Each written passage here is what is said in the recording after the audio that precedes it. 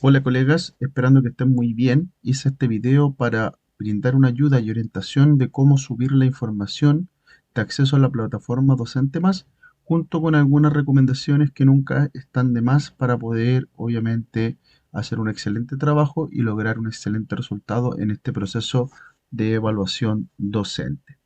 Lo primero es ingresar a la página www.docentemas.cl a la sección Acceso a plataforma Docente Más. Y cuando nos encontremos en esta página y pinchemos en el link, nos va a dar acceso a nuestra clave única. Debemos de estar registrado y tener una clave única para poder ingresar a la plataforma. Una vez dentro de la plataforma hay varios recuadros o link donde tengo que ingresar. Solamente le voy a dar prioridad a aquello donde tengo que ingresar la información del módulo 1. Todo lo demás, algunas cosas como por ejemplo la autoevaluación, ya no va a tener efecto, así que directamente nos vamos a ir al apartado que dice portafolio módulo 1. Vamos a pinchar en planificación y vamos a ir completando los recuadros según la información que nos vaya solicitando. Datos de la planificación, yo tengo que señalar el curso y la letra en el cual yo presenté mi planificación, que corresponde a la unidad trabajada. En todo el módulo 1 yo tengo que seleccionar un curso y haber presentado una unidad de aprendizaje. Es ese curso el que se coloca, por ejemplo, el sexto B. Más abajito debo señalar y escribir el objetivo de aprendizaje en que se basa la unidad. Este objetivo se extrae y se copia directamente de las bases curriculares, no lo tiene que inventar usted y lo tiene que escribir acá. Siempre recomiendo para todas las asignaturas un solo objetivo curricular que se haya trabajado en la unidad. Más abajito en la tabla de la descripción de las clases tenemos que ingresar la fecha en que se realizó esta clase, la duración que puede ser 60 o 90 minutos. Tenemos que aquí escribir el objetivo trabajado en la clase, objetivo que lo formulo yo, indicando habilidad, contenido y ojalá una actitudinal para un desempeño destacado. Este objetivo que yo formulo va en directa relación con el objetivo de aprendizaje que yo seleccioné en la unidad. Más abajito tengo que describir la clase en función de un inicio, un desarrollo y un cierre, siempre dándole mayor prioridad y descripción a aquello que se relaciona con la habilidad y el contenido del objetivo que nosotros presentamos más arriba.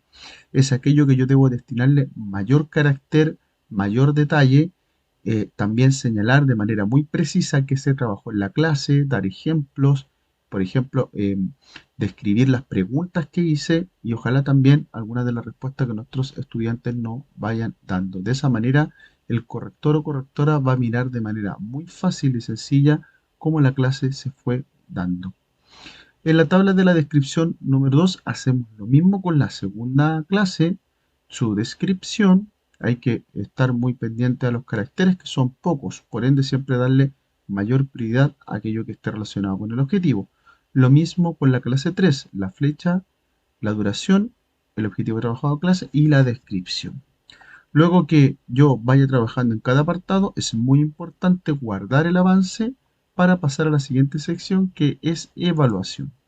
Una vez en evaluación, tengo que yo elegir si voy a presentar una evaluación de desempeño, ejecución, producto, utilizando una lista de cotejo o bien una prueba o una guía escrita. Aquí cabe señalar que ningún instrumento es mejor que otro, siempre va a depender del aprendizaje que estemos trabajando, el tipo de instrumento que se va a ajustar mejor.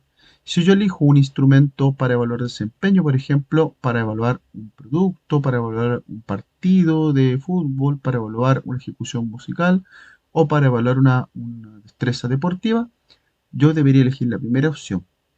Y acá, en este caso, primero me piden que escriba los objetivos que evalúo, que pueden ser uno, pueden ser dos, pueden ser tres, todo lo que usted haya incorporado en esta evaluación. Para efectos de desempeño o evaluación de desempeño, siempre uno formula entre uno o dos objetivos.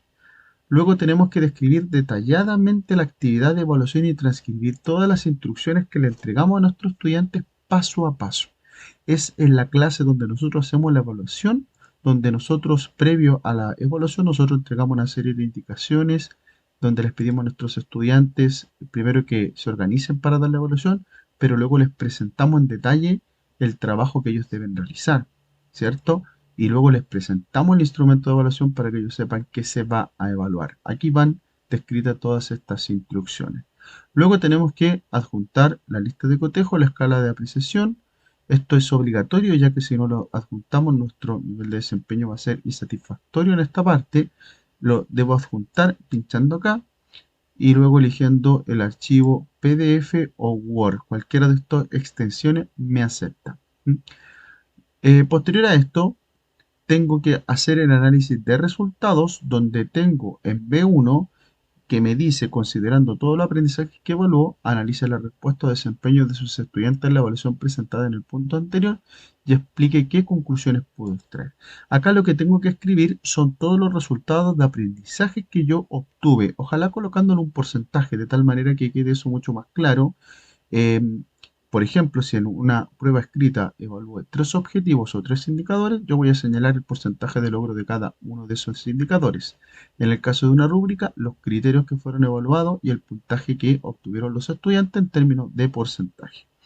También acá tengo que señalar respecto a algunos resultados las causas que explican esos resultados, el por qué a lo mejor esos resultados fueron altos o por qué esos resultados fueron bajos, señalando causas que tengan que ver con el estudiante y causas que tengan que ver con el docente, de tal manera que podamos hacer un análisis multicausal y poder ver con mayor claridad qué es lo que nos están pidiendo y cómo nosotros vamos analizando ese desempeño con la finalidad de tomar decisiones. En el apartado B2 debemos escribir y señalar el desafío o la estrategia que nosotros implementamos a partir del resultado obtenido.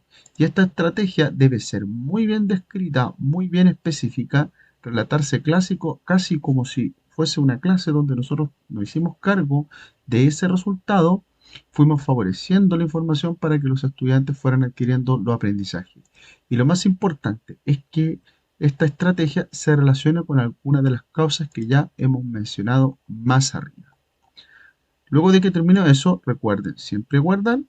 Voy a ir a la parte de reflexión y acá en la parte A y A1 me preguntan cómo son sus estudiantes. Y acá yo tengo que vaciar toda la información que poseo yo de los niños que trabajan conmigo, del curso en específico que yo presenté la planificación. Si fue el sexto A, yo tengo que describir al sexto A en función de cómo son ellos, cómo se relacionan, si tengo estudiantes extranjeros, si tengo estudiantes que tienen distintos niveles de aprendizaje, si leen, si no leen, si tienen habilidades motrices desarrolladas, habilidades motrices descendidas, si nunca han tenido clases de la asignatura, etcétera. Cualquier característica que los defina a ellos como un grupo curso que obviamente no se va a repetir en otro espacio o tiempo. En la parte A2 debo yo escoger dos características de las anteriormente señaladas y explicar cómo la incorporó o cómo la incorporé en la planificación de la unidad. Y acá tengo que hacer referencia a una estrategia en concreto que yo haya implementado, haciendo esta relación con la característica. Además, tengo que contar en detalle cómo se implementó, cómo yo la trabajé en la clase para un desempeño competente. Muy importante, acá nos dice que debemos entregar ejemplos que ilustren esa respuesta.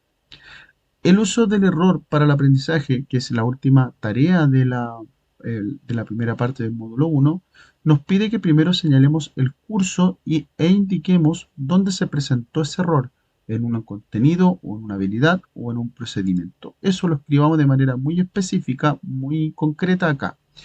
En el apartado B2 debemos describir en qué consistió el error por sus estudiantes y acá tenemos que escribir el contexto del error, cómo sucedió. Si yo estaba en un momento en la sala de clase, les pedí a mis estudiantes que me respondieran la siguiente pregunta y esa pregunta me la respondieron con error. Todo eso lo tengo que relatar acá. O a lo mejor estaban los estudiantes implementando una técnica y esta técnica lo hicieron con error. Entonces yo tengo que ir describiendo acá en detalle cómo ocurre el error. En el fondo, contar el contexto del error. En esta misma sección yo tengo que señalar algunas causas también que expliquen el error, porque yo tengo que demostrar que comprendo por qué se produce ese error. Y puedo presentar causas que tengan relación con la complejidad del contenido, porque hay contenidos o habilidades que son más complejas que otras. Puedo yo señalar aspectos que tengan relación como los estudiantes se acercan al aprendizaje o los aprendizajes previos que puedan también estar relacionados con ese error o cómo a través de la metodología o del trabajo docente se llega también a ese error. Abajo en el B3 yo tengo que especificar y relatar de manera detallada cómo fui retroalimentando a mis estudiantes.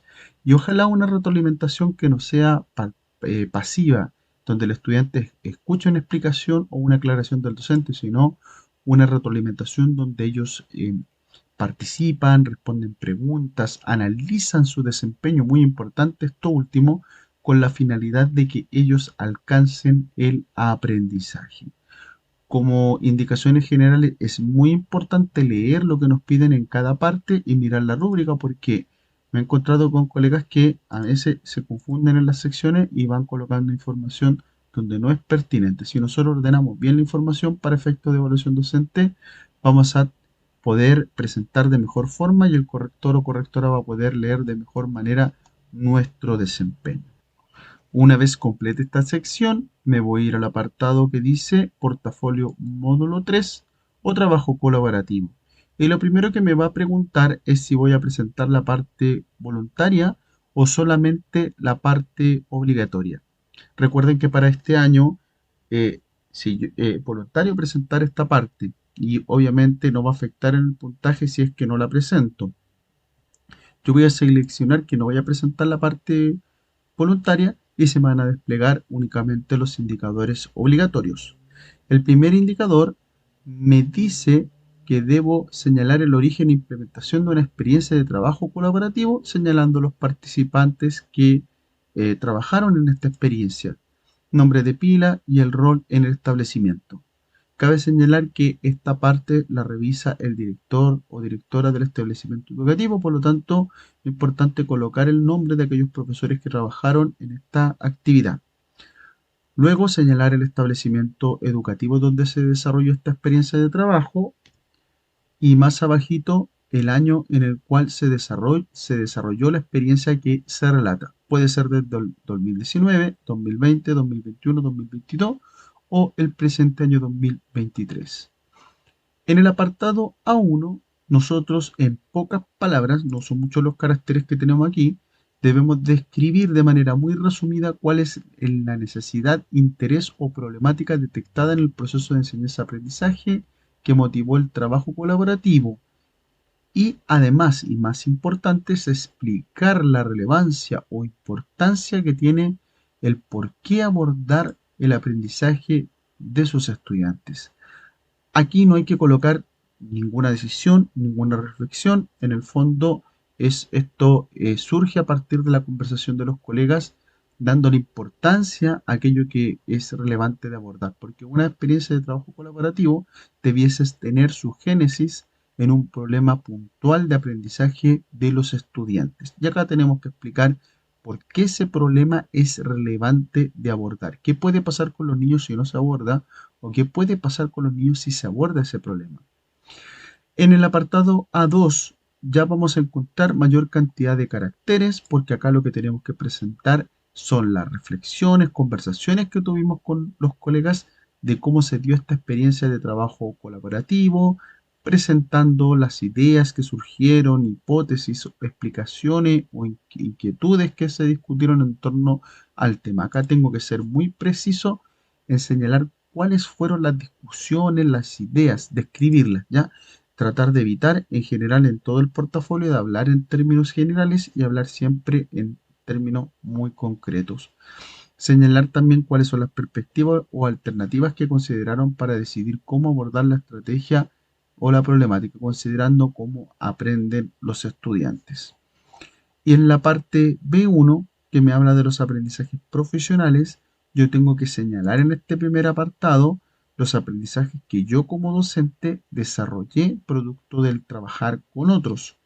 Y muy importante, tengo que hacer referencia a situaciones concretas, ser capaz de comentar y dar ejemplo de todo lo que yo pude lograr y desarrollar con esta experiencia de trabajo colaborativo. Lo importante es que el corrector entienda qué aprendizaje fue el que nosotros obtuvimos y cómo este aprendizaje ha tenido impacto. Entonces yo también tengo que comentar acerca del impacto, señalar y brindar una buena cantidad de información que le permita a este docente que me va a evaluar mi trabajo saber y mirar bien cómo mi práctica docente también se fue mejorando a través del trabajo colaborativo.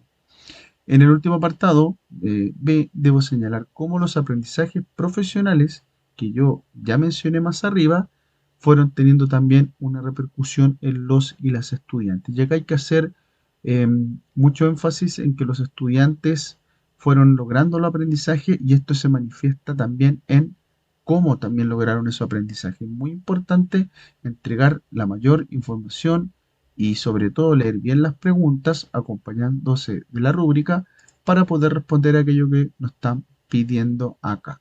Yo espero que esto sea de mucha utilidad para todos quienes tomaron el programa de capacitación y asesorías de la Fundación y para todos los colegas también que van a tener acceso a esto, deseándoles siempre como Fundación Arte Docente que tengan un excelente proceso de evaluación docente 2023 y obviamente puedan progresar como lo desean en la carrera docente.